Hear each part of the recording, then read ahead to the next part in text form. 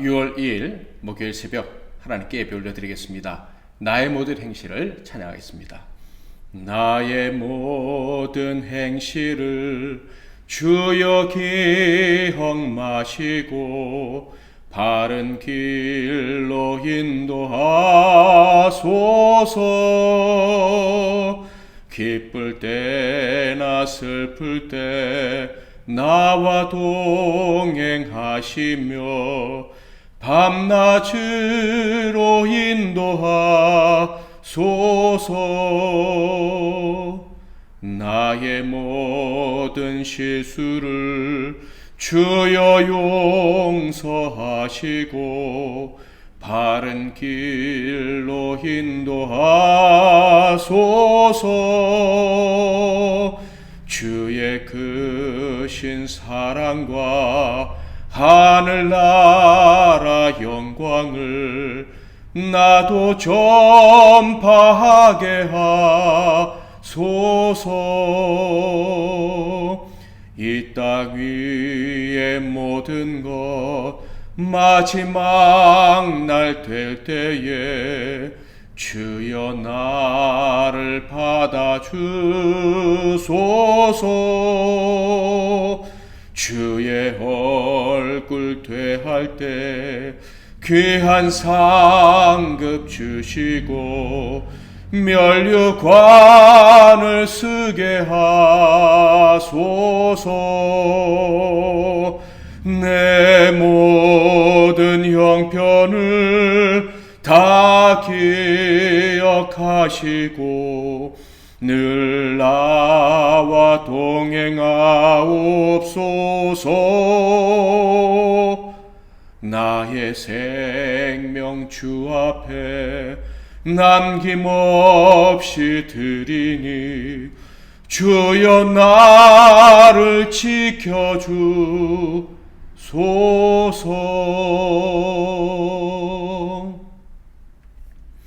오늘 하나님께서 주시는 은혜 말씀은 열왕기하 14장 23절 24절 말씀이 되겠습니다.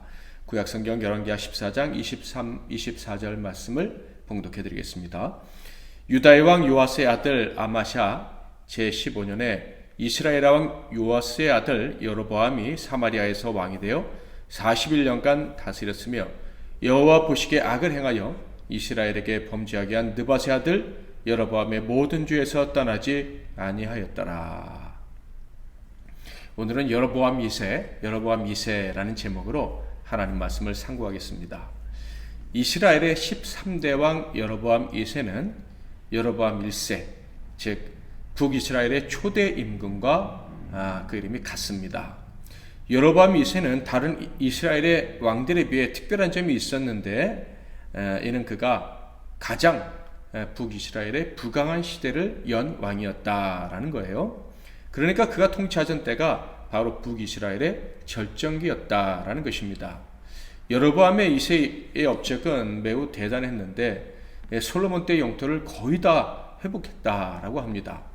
25절에 보면 이스라엘의 하나님 여호와께서 그의 종 가드헤벨 아미떼 아들 선지자 요나를 통하여 하신 말씀과 같이 여로보암이 이스라엘 영토를 회복하되 하맛 어귀에서부터 아라바 바다까지 하였으니.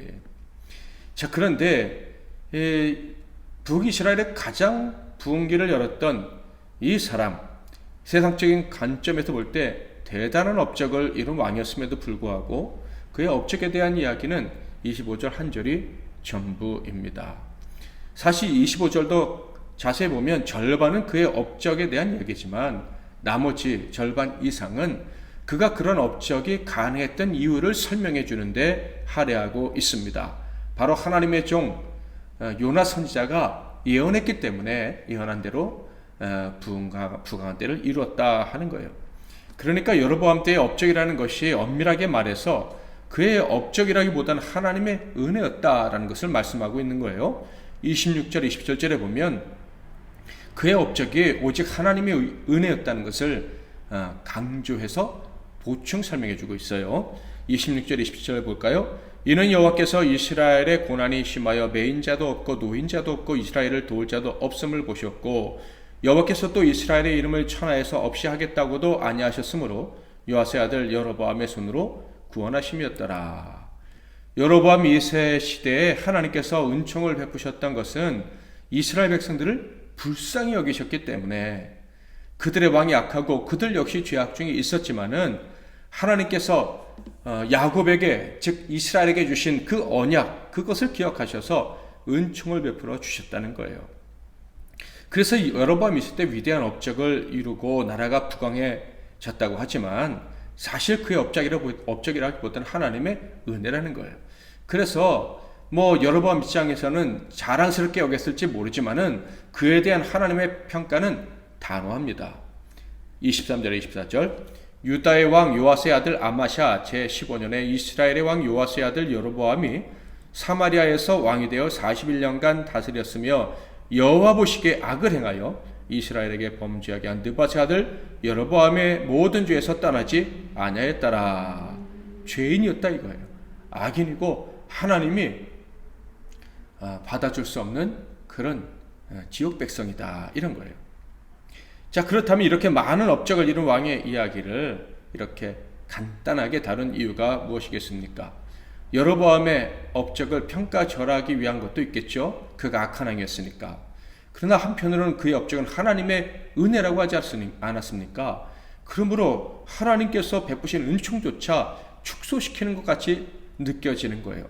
이런 하나님의 은총을 축소시키는 것 같이 느끼게 할 정도로 그렇게 오해할 수 있을 정도로 여로보암의 그런 업적을 축소시킨 이유가 있겠죠. 그 이유가 무엇일까요?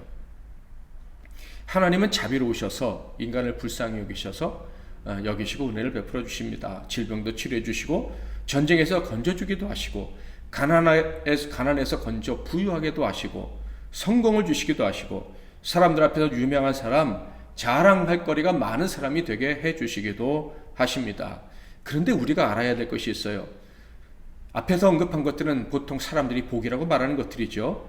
사람들은 이것들이 복이라고 말하고 이것이 사람들에게는 최우선의 관심거리일 거예요. 그러나 하나님께는 그리 흥미로운 일이 아닐 수도 있다는 것을 알아야 합니다.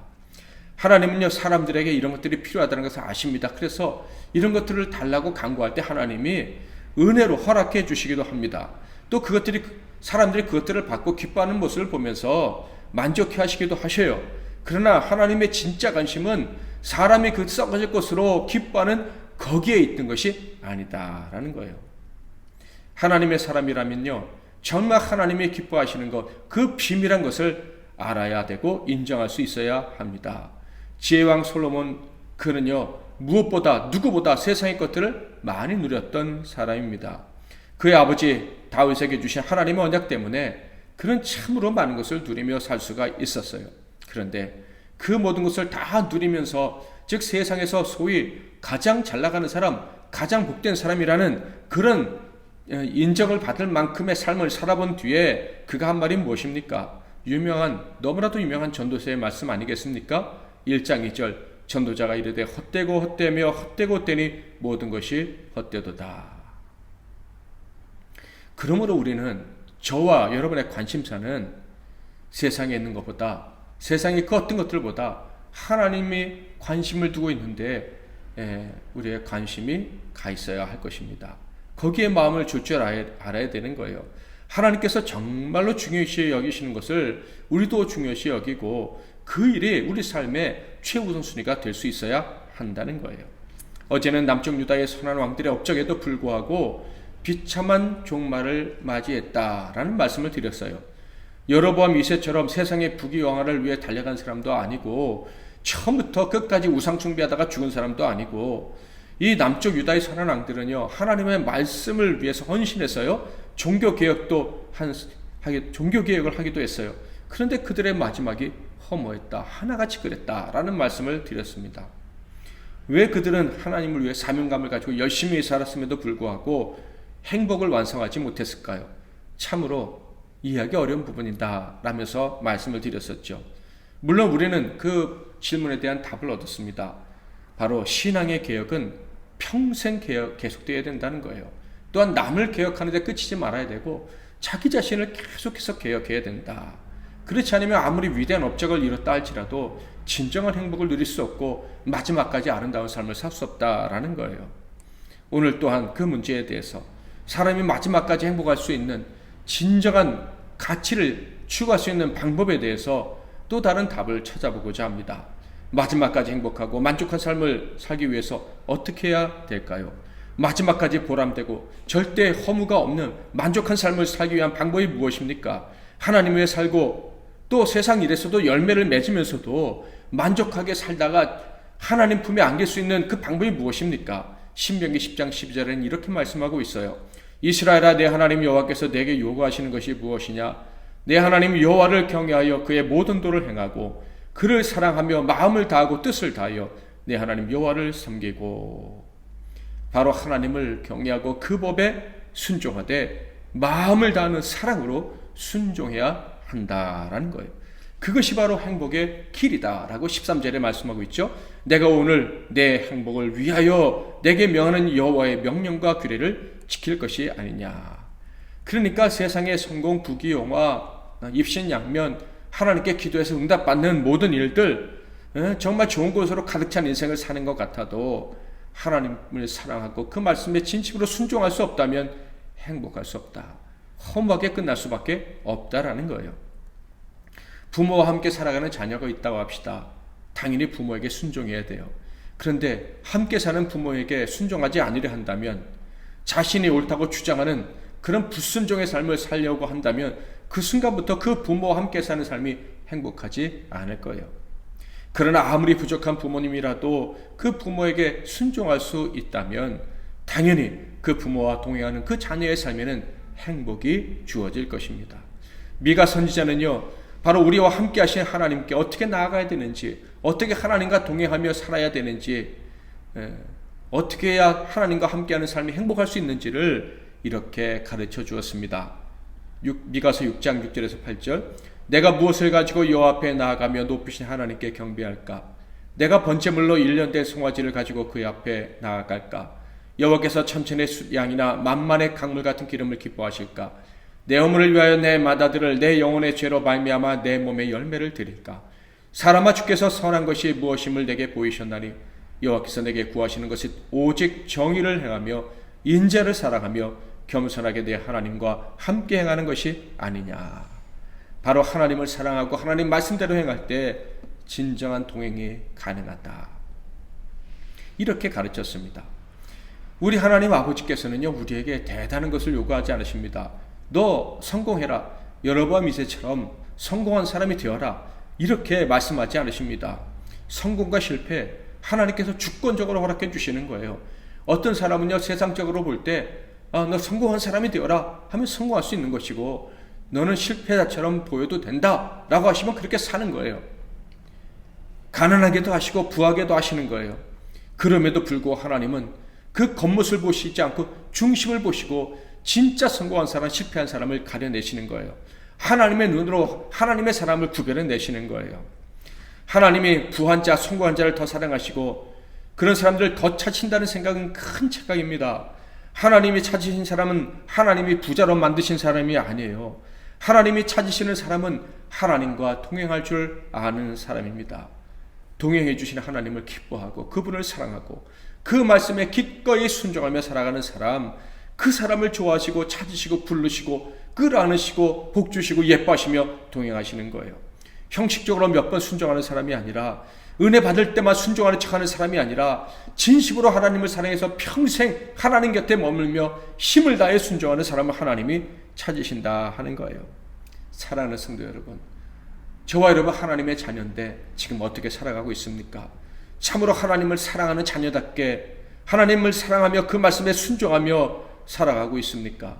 정말로 하나님이 자신은 그 모습을 회복해서 평생 행복한 삶, 결코 허무함과 실패가, 좌절이, 헛됨이 깃들지 않는 그런 복된 삶을 살다가 주님 품에 안기는 저와 여러분이 다 되시기를 주님의 이름으로 축복합니다.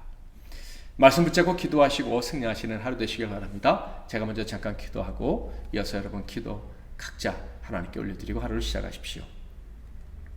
하나님 아버지, 오늘도 어쩌면 우리는 초조한 마음으로 하루를 시작하는지 모르겠지만 오늘 말씀을 통해서 우리에게 여유와 기쁨과 자신감을 하나님 주시니 감사합니다.